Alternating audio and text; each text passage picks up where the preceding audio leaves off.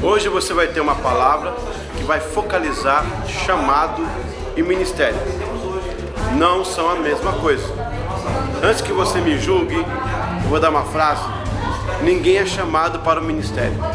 Tem outra: o inferno quer que eu fique no ministério. Pastor, o que é isso? Assista.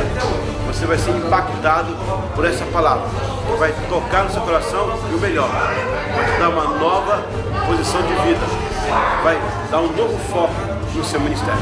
Vem comigo, chamado ao ministério. Onde você está?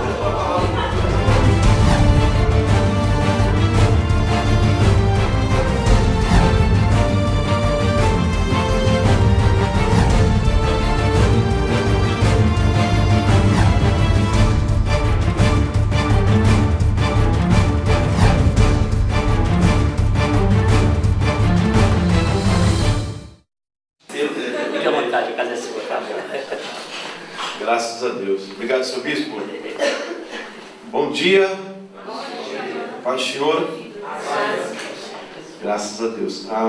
Nesta manhã, Deus reservou um tempo bom para a gente, na palavra, e eu posso afirmar, pela fé, que você não vai ter saudade de tudo que você fez até hoje, porque há um tempo novo no seu ministério. Deus está trazendo uma unção fresca, algo da parte de Deus. Amém? Eu quero agradecer ao pastor Moisés, né, por nos receber aqui nesta manhã, pelo café maravilhoso, embora só saboreie a água, mas foi muito bonito a recepção, né? E o pastor Márcio por esse empenho também. Ele está gravando também para vocês terem, porque essa mensagem você precisa depois sentar para ouvir, porque eu vou falar de coisas assim muito profunda que não tem como você entender na hora. Você tem que sentar, tem que ficar no pausa, até você entender, que é muito profundo que eu vou trazer essa manhã aqui. É a voz das netas, é a minha esposa. O diabo disse para Deus: olha esse povo aí, já te esqueceu, não sabe nem quem tu és, sabe, deixa para lá.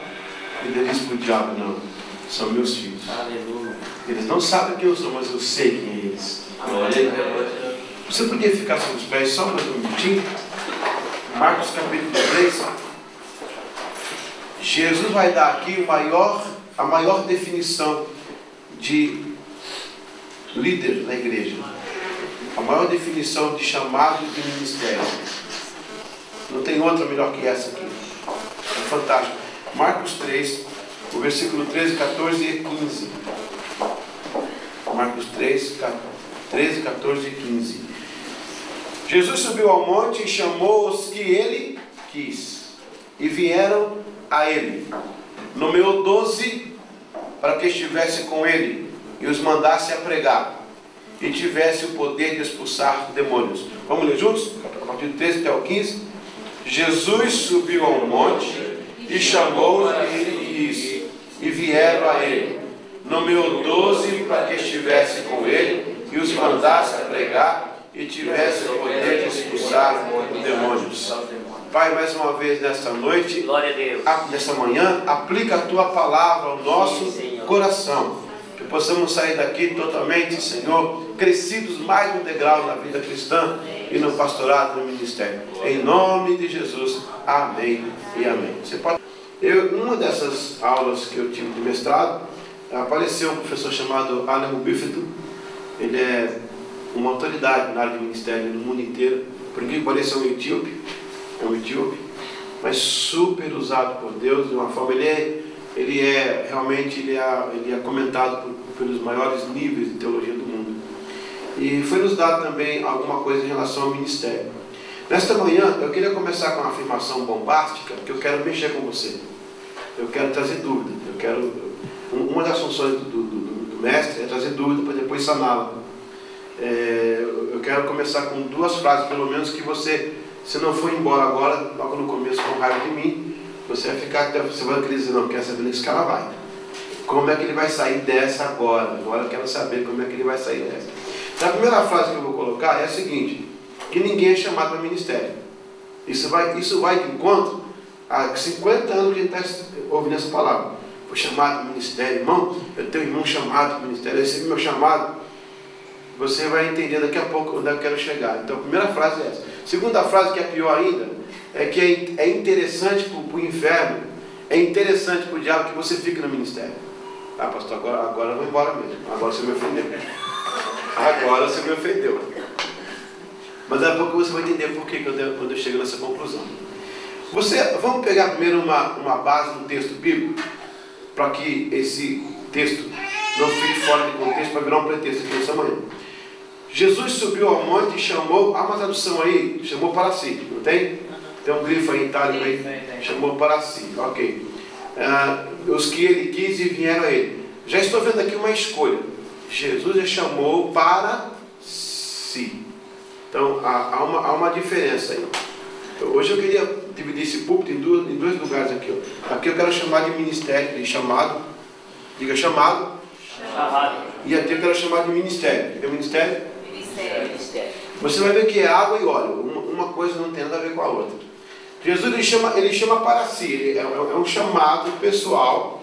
Ele escolhe, como você foi escolhido para você estar na igreja trabalhando. Jesus chama para si. Depois que ele chama para si, ele começa a nomear. Nomeou 12 para que estivesse com ele e os mandasse a pregar. A nomeação dele primeiro é para relacionamento. Ele é nomeado, você é nomeado para estar com ele. Agora sim, ele os mandasse o quê? A pregar e tivesse poder de expulsar demônios. Então vamos dividir esse texto aqui em dois. Aqui no chamado, Jesus subiu ao monte e chamou os que ele quis e vieram a ele. Nomeou 12 para que estivessem com ele. Então a primeira nomeação de Jesus não é para o ministério, é para o chamado. Agora vamos para o ministério agora? Vamos lá para o ministério. E os mandasse a pregar e tivesse o poder de expulsar demônios. Você nota em primeiro plano que há uma nomeação para um relacionamento.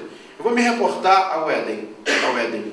Quando Adão peca e Deus vem na viração do dia, Deus já sabia que ele tinha pecado, sabia ou não? Sabia, completamente. Mas Deus, ele quer ter certeza.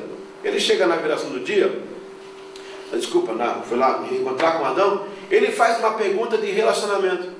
Ele não faz a pergunta de um pai irado que um filho bagunçou o coreto, que o filho bagunçou. Se você chega em casa e você vê que está quebrado o vidro, a primeira coisa que o pai pergunta, quem foi? Todo pai é assim. Quem foi? Quem quebrou isso aqui? Eu quero saber quem quebrou isso aqui.